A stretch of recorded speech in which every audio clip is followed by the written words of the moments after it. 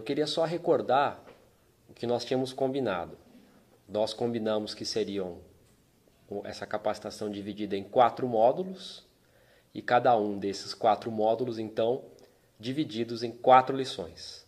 Até agora, nós já tivemos a lição 1, na qual nós falamos sobre o conceito de empreendedorismo, entendemos melhor o que é e o que não é empreendedorismo. Já tivemos também a lição 2, e na lição 2 a gente viu um pouco sobre o contexto do empreendedorismo no Brasil, comparando o Brasil com os vizinhos da América Latina e também olhando como estão esses grandes players, né?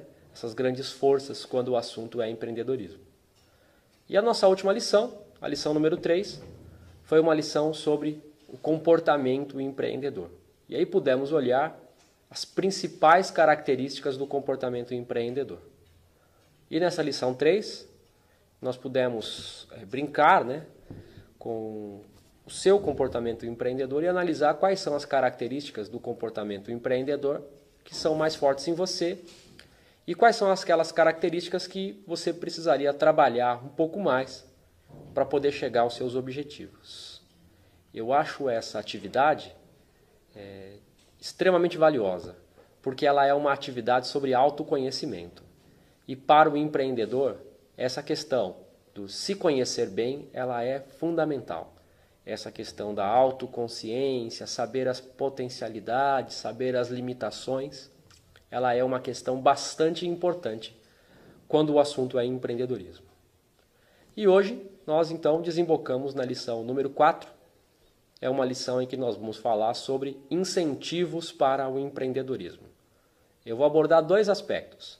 Primeiro, os incentivos formais, governamentais, institucionais para a atividade empreendedora no Brasil. E no finalzinho da lição, vou falar um pouco sobre fontes de informação sobre empreendedorismo. Fontes para que no cotidiano você possa consultar e se informar melhor sobre o assunto. Então, antes de começar a lição, eu só queria conversar um último ponto com você. Eu tenho para mim o conceito de que o empreendedorismo é uma forma de arranjo econômico. Vou explicar a minha visão sobre arranjo econômico. Arranjo econômico é toda forma de sobrevivência. Arranjo econômico, então, é uma atividade desenvolvida por pessoas para satisfazerem as suas necessidades econômicas. Ou seja, é de fato uma forma de sobreviver. Nós já vimos lá atrás, na lição número 1, que o empreendedorismo não é apenas ter empresa. O empreendedorismo é ter gosto por inovação. O empreendedorismo é saber aproveitar as oportunidades que estão no mercado. O empreendedorismo é desenvolver algo que impacte a vida das pessoas, não só daquele que está criando o empreendimento, mas também de outras pessoas. Mas a gente sabe que também circunstâncias podem forçar as pessoas a iniciarem os seus empreendimentos. No Brasil, todos vocês sabem, estamos enfrentando ainda uma recessão econômica que vai passar. Mas enquanto estamos em meio a essa recessão, algumas pessoas estão perdendo o emprego. E essa circunstância acaba proporcionando um estímulo para que essas pessoas comecem suas próprias atividades, comecem o seu próprio negócio. O governo, obviamente, percebendo esse movimento, vem ao longo dos anos incentivando a atividade empreendedora no país. O Brasil, todo mundo sabe, é acusado de ser um país muito burocrático. E o governo veio, ao longo dos anos, reduzindo o volume de burocracia para que alguém possa começar o seu pequeno empreendimento. É sobre isso que nós vamos falar hoje à noite. Eu vou falar especialmente sobre o microempreendedor individual, que é uma modalidade empresarial que serve como porta de entrada para muitos empreendedores de primeira viagem. Então, além de falar sobre esses incentivos oferecidos pelo governo, e muitas vezes a gente critica o governo, mas tem horas que a gente precisa reconhecer as coisas que são positivas.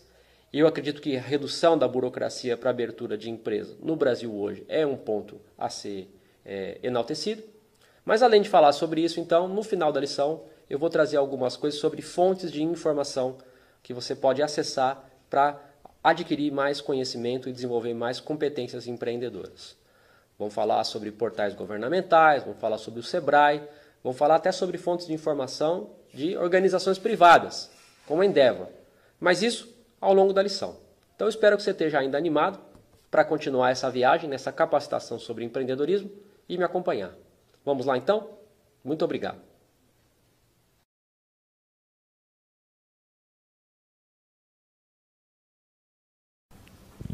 Dando início à lição de número 4, na qual abordaremos os estímulos ao empreendedorismo, eu gostaria de iniciar abordando os estímulos oferecidos pelo governo, os chamados estímulos governamentais. Mas antes de abordá-los, eu gostaria de fazer uma pergunta. Por que o governo se preocuparia em estimular a atividade empreendedora? As respostas mais nobres seriam: para estimular o desenvolvimento de tecnologias que beneficiassem a coletividade, ou para estimular o conhecimento, ou para estimular o desenvolvimento da própria humanidade. Contudo, penso que a resposta da maioria das pessoas seria diferente. Creio que elas diriam que o governo está preocupado com a economia, ou cá entre nós, com a arrecadação de impostos, com a geração de emprego, renda e consumo. Essa resposta me parece bastante coerente com a realidade do nosso país. No slide estão representadas as desvantagens comumente atribuídas à formalização de empreendimentos. Por formalização, entendemos o cumprimento de todos os atos formais para a constituição de uma empresa. No senso comum, disse que é mais vantajoso ter um negócio informal, haja vista que a formalidade traria consigo certas desvantagens, tais como a obrigatoriedade de pagamento dos tributos, a obrigatoriedade de se registrar os empregados e a vulnerabilidade à fiscalização do governo, entre outras coisas. Contudo, é necessário observar que a formalidade do negócio também traz vantagens objetivas. No slide, elas estão representadas. Por exemplo, para atender a um grande cliente, que irá lhe exigir uma nota fiscal, a formalidade será necessária. Outro exemplo, para fornecer produtos e serviços à administração pública, o seu negócio também vai precisar ser um negócio formalizado. Se você não tiver o seu negócio formalizado, pode haver riscos de você receber os órgãos de fiscalização. E por fim, um outro exemplo de vantagem é que, pagando os custos do seu negócio, você realmente consegue aferir a capacidade empresarial verdadeira do negócio. A porta de entrada para muitos empreendedores que desejam sair da informalidade, ou seja, constituírem formalmente seus próprios negócios, é o chamado microempreendedor individual. Aqui estamos no portal do empreendedor, na internet, onde o empreendedor pode saber mais informações sobre o MEI. Nesse slide, ainda no portal do empreendedor, já estamos dentro da página do microempreendedor individual. E aqui o empreendedor pode encontrar uma série de informações, tais como quais são as atividades permitidas, quais são as vantagens do microempreendedor individual, quais seriam seus deveres, entre outras informações. No slide estão resumidas algumas características do microempreendedor que são importantes de serem conhecidas. A primeira delas é que o microempreendedor individual é uma constituição empresarial que abarca um grande número de atividades. O microempreendedor individual pode faturar até R$ 81 mil por ano. Note, enquanto nós estamos tendo essa discussão, a legislação do microempreendedor está sofrendo alterações e o limite teto de faturamento de até R$ 60 mil por ano foi elevado para R$ 81 mil. O MEI também tem a possibilidade de que o empresário tenha até um funcionário. A abertura da empresa é gratuita. O empresário tem direito ao Cadastro Nacional das Pessoas Jurídicas, sua inscrição estadual e municipal. Ele poderá emitir notas fiscais para prestação de serviços e venda de mercadorias. Ele terá isenção dos tributos nacionais, tais como imposto de renda, PIS, o COFINS, IPI e a contribuição social sobre o lucro. Além disso, o microempreendedor individual tem, garantido por lei, 1 ano de assistência contábil gratuita. Note, apesar de estar isento dos tributos nacionais, o MEI precisa fazer o recolhimento de certos impostos. Impostos mais simples, impostos mais baratos, o que viabiliza a sua atividade empreendedora. É claro que, se o negócio der certo, você pode ir para outras modalidades empresariais. Você pode ir, por exemplo, para o ME, que é o chamado microempresa. Mas existem outras modalidades com limite de teto de faturamento superior ao do microempreendedor individual. Agora falaremos sobre outras fontes de estímulo, além das fontes governamentais. O SEBRAE é certamente uma das fontes mais conhecidas. Embora o estímulo não seja de forma econômica, o SEBRAE apoia empreendedores de diferentes formas, especialmente através da capacitação. Para quem não conhece o SEBRAE se define da seguinte maneira: o Serviço Brasileiro de Apoio às Micro e Pequenas Empresas é uma entidade privada que promove a competitividade e o desenvolvimento sustentável dos empreendimentos de micro e pequeno porte, aqueles com faturamento bruto de até 3,6 milhões de reais.